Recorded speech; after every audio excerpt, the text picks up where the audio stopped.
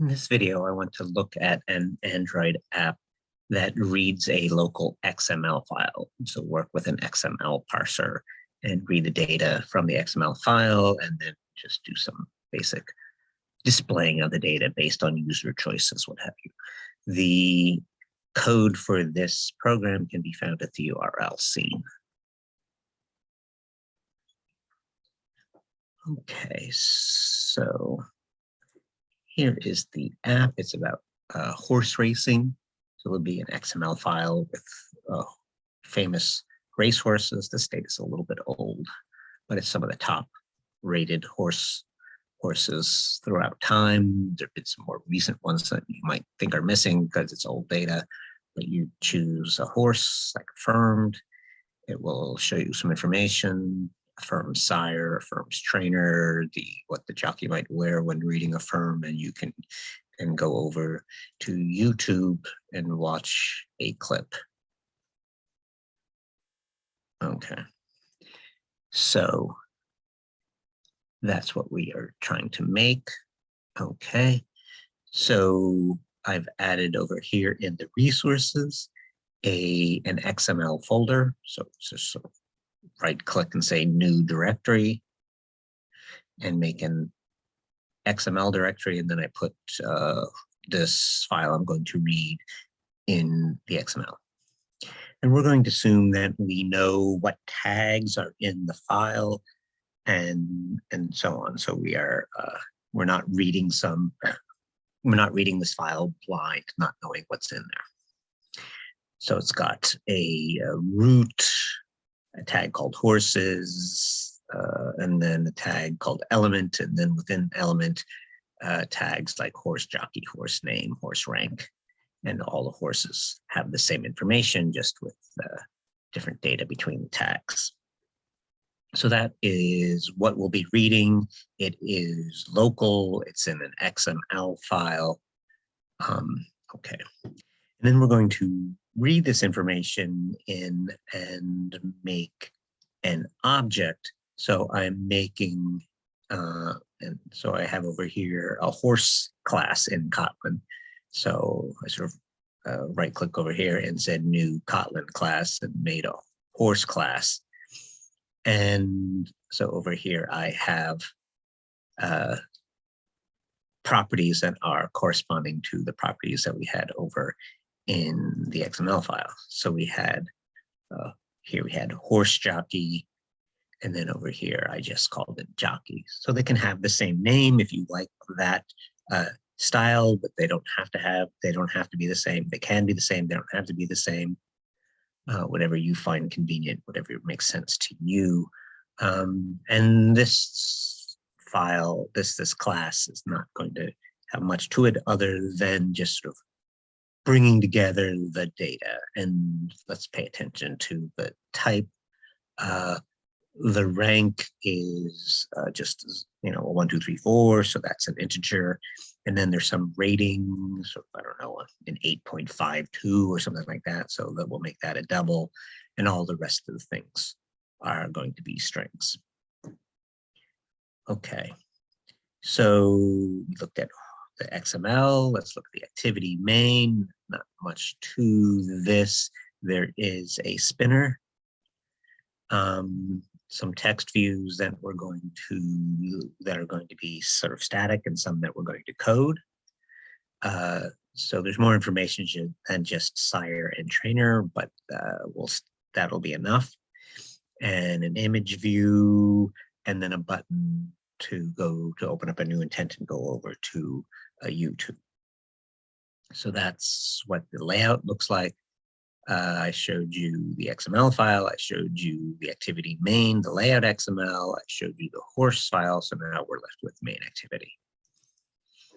Okay, so there's just some widget stuff. So for all of our different text views and image views and what have you. And then here is the XML parser import. Okay. And I sort of almost never type anything here. I start typing stuff down here and it suggests that I will need to import. So here I'm making an array of my horse objects, an array list of my horse objects. I'm declaring that at a class level in case I wanted to do something beyond onCreate. Then we are making a connection between code and interface here. And I'm making a separate little parallel array of just simple strings to work with the spinner. Okay, so here comes the XML stuff. So I'm declaring a parser and connecting it to my resource. So my file in XML, my XML directory was horse racing, and again, no extensions in a resource name. And then just I'm going to be tracking the index of, as I'm adding the horses, I'm going to be paying attention to what index the horse has. So I'll be at some point increment some index.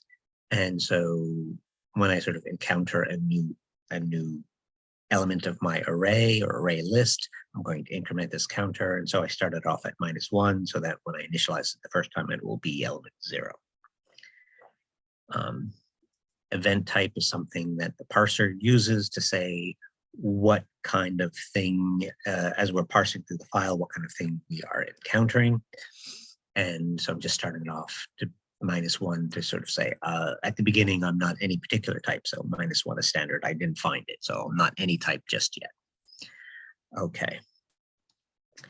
And we're going to start a loop. We're going to read little part. So it knows how, this parser knows how to read an XML. And when you're reading XML, there are not standard tags, it's extensible. So these tags are effective for the most part made up. And so it's going to read tags and things between tags, and so tags and tags within tags and nodes of tags and so on. Okay, so we are going to continue to read so long as we haven't come up to the end of the document. So that's our while loop. So while we haven't reached the end of the document, continue reading. And then we're going to say that if the event type is a starting tag, so all of our work is going to be if we're starting a tag, and we'll do some moving into other things within this, but we want to be, our actions all start with the start tag. That makes some sense, right? Okay.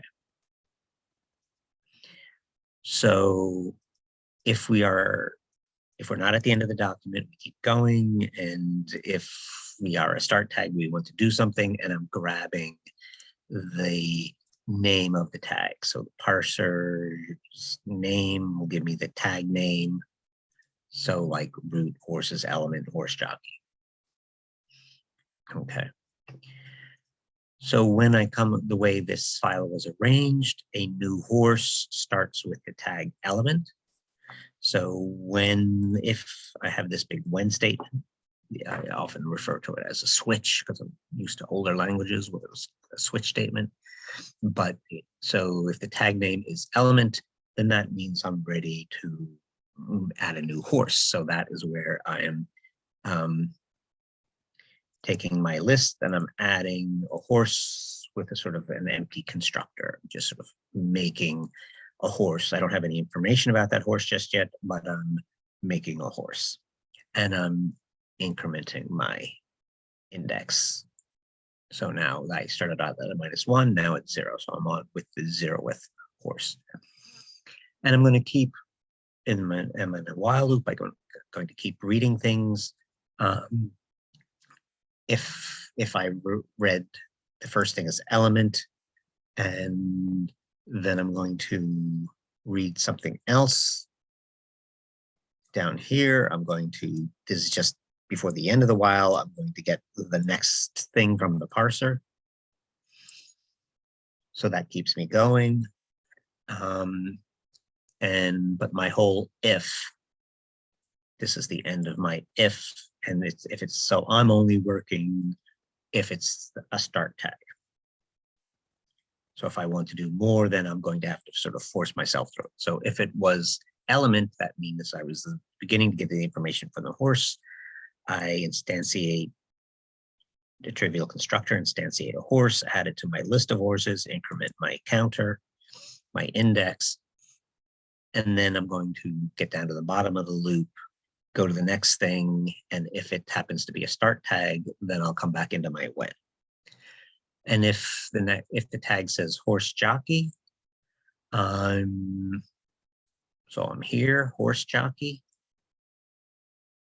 then I'm going to move to the next thing in the parser. So beyond, after horse jockey, we're running into this, what's ever on the inside of between what's the first thing I encounter after horse jockey.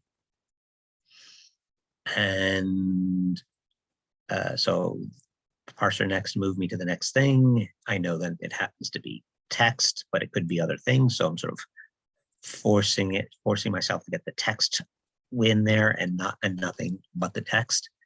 Now I know it happens to be only text, but it could be other things. Again, XML is extensible. There could be tags within tags within tags. But I know all I'm interested in here is the text because that's all there is. And I'm using that to establish the horse name property of this element of my array of horses. I'm also working with my second array, my parallel array of just string names to work with my spinner. And then I move to the next thing after, so parser next, move to the next thing. So after this, now I'm on the closing tag. So this is just me pushing myself from the starter tag that got me into the if, move the next to get me the text, specify that I just want the text, and then move to the next thing, which in our particular case happened to be the closing tag. And then we'll get down to the bottom of the loop, we'll move to the next thing, and it'll be a start, and now we'll move sort of through the properties. So here's horse rank. And they don't have to actually be in any proper order. If one refers to the other in any way, then the order will matter, but otherwise it won't matter. Here's us getting horse rank. We remember that horse rank was an int. Horse rank was an int, so we must cast it properly, so to int. And so most of these when cases look like this. Next, to move you from the start tag to what's inside the tag, and then use that property to set up a property of our object, our horse object, and we might have to cast it to the appropriate type, and then move to the closing tag. So here's our horse rating. That was a double. And the silks was just next, text, next. And all the rest of them are just that next, text, next, next, text, next, next, text, next. And so, and get all the properties.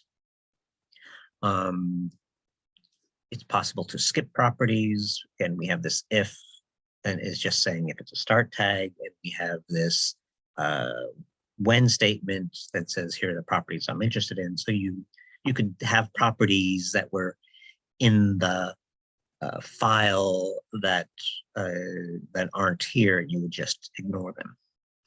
And so that allowed us to get through the entire file to make our array list of horse objects, and also that parallel array list of strings to use with our spinner. So here we are using that, the spinner information, that file, that array list we made of just strings to work with the spinner, to populate the spinner. And then we have our spinner event. So there's two standard methods of spinner event: on item selected, on nothing selected. the spinner gives me an index I, so I work with that and my array list, and I'm displaying the sire and the trainer in the text views. I'm using the XML has something called silks, which is just a name, and that corresponds to these files that are in drawable. So here under Secretariat, I have under horse silks just Secretariat, small letters, no file extension. And so I'm going to relate that to this file over here in the drawable resources and display that image. So I'm going to my resources, I'm getting the identifier, the name comes from the silks property in the drawable resources, and I have to provide a package name. And then that gets me an ID, and then I'm using that ID to set the image of my image view called silks. In there, that's the end of my spinner event. And now here's my button event. I'm getting because now I'm in a button event and not the spinner event, but I want to work with a particular horse chosen, so I must find that horse. So I'm getting the ID, the selected item position from the spinner. That's which horse I'm dealing with. There was a property of YouTube code in that file. So there is a horse YouTube code, and then I got it into the, I just called it YouTube code here in the class. And so I'm grabbing, and here I called it YTC. So I grabbed my ith horse's YouTube code, called it YTC.